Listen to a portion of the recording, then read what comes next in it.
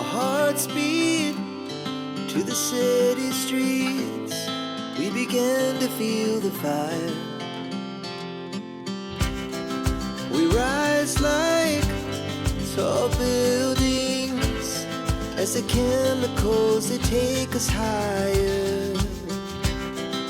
The night's young and it's just begun as she puts her hand in mine. Ito yung nanay at saka yung baby niya, mga friends, na sheep na bagong panganak lang nung last week of spring na nanganak itong nanay na ito. Kaya ayan, medyo malaki na rin yung baby at kumakain na rin ng grass.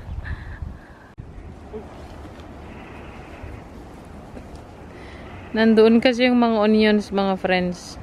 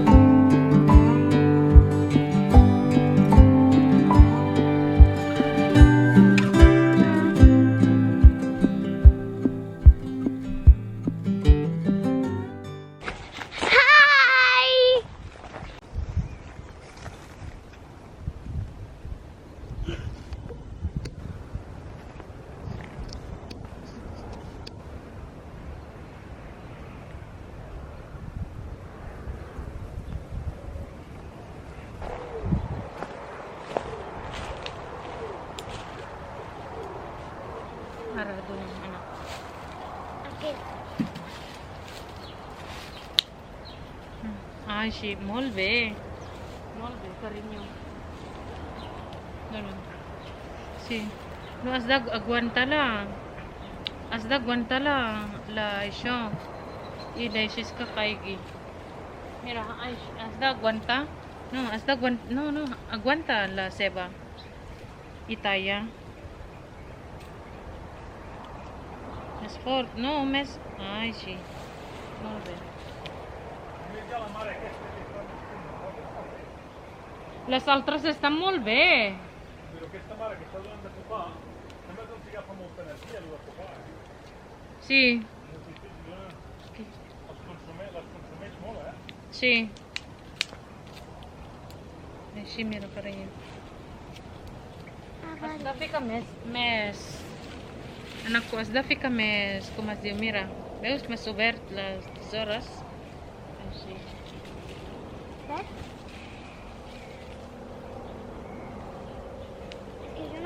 Mas kapaki. Petit.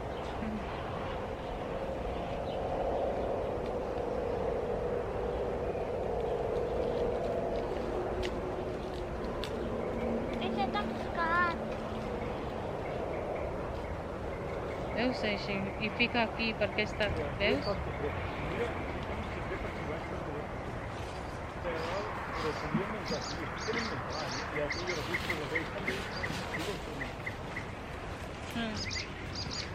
Que arbusto. Ah, Hi. sim, é? Papá? Vigila anak ka no kaigi. Sta migliore serie che sta che va al Ikan. Si. Si.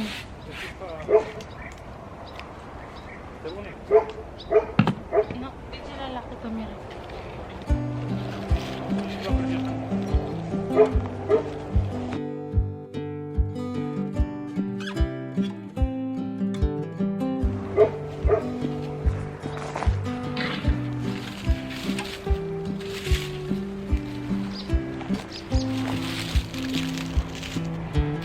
Very dry na kasi mga friends, so we have to cut this para itago na natin.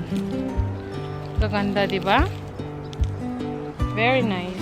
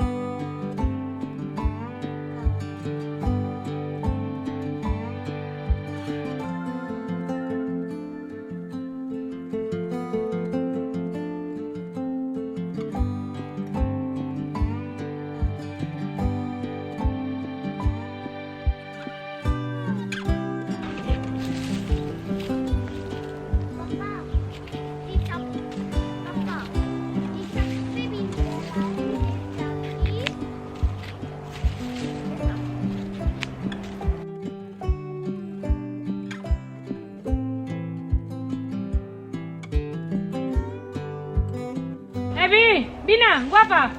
Bina. Hola! Alla, mira, veus? Molt bé, guapa. Perquè vosaltres no teniu energia. Perché tu ordena,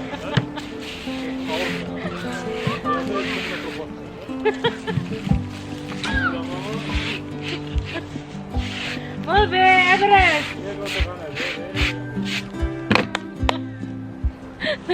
Molt bé, Osa. Ida mi, ole. Papá, mira la contenta. Y la mamá también está contenta porque a cada com que la mamá tiene que dar.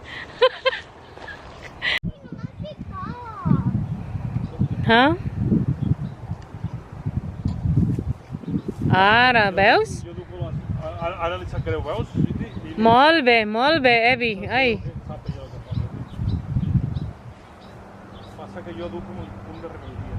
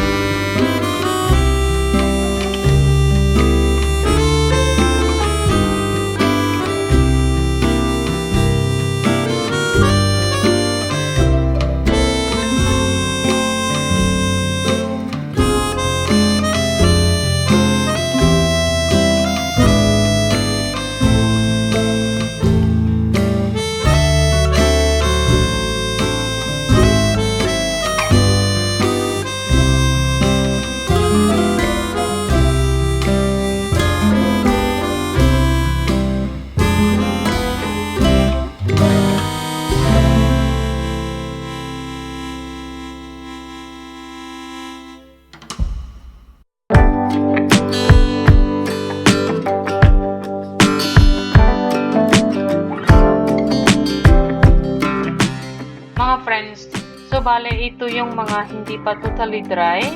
Hayaan lang muna natin ng mga ilang araw and then pagkatapos ng ilang araw, pwede na natin tanggalin yung mga stalks niya. Kagaya ng crate na ito, yung mga onions na ito ay ready to use and ready to store na silang lahat ang ating mga onions. Tapos, yung mga itinali ko mga friends, hayaan ko din dito for some days. As you can see, na may mga green-green pa yung mga stalks niya. Mga friends, so ito yung mga last na na-harvest ko from the garden. Mga maliliit at inilagay ko dito. Meron pa doon nakahang, pero hayaan ko na lang.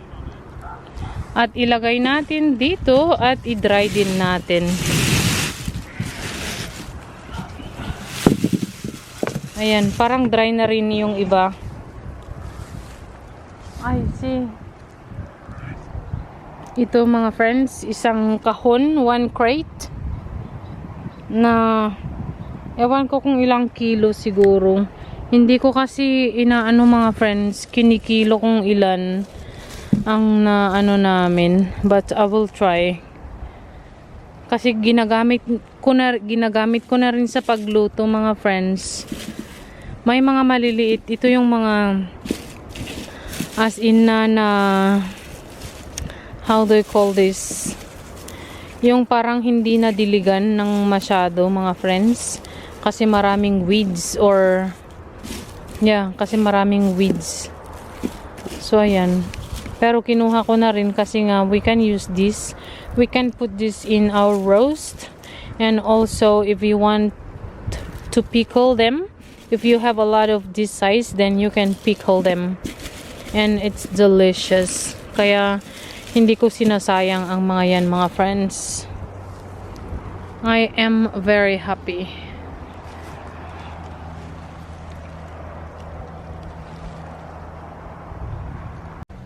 Molve. Molve. Ilaro ba tambe? Ya está. And we have these ones left. We still have a lot.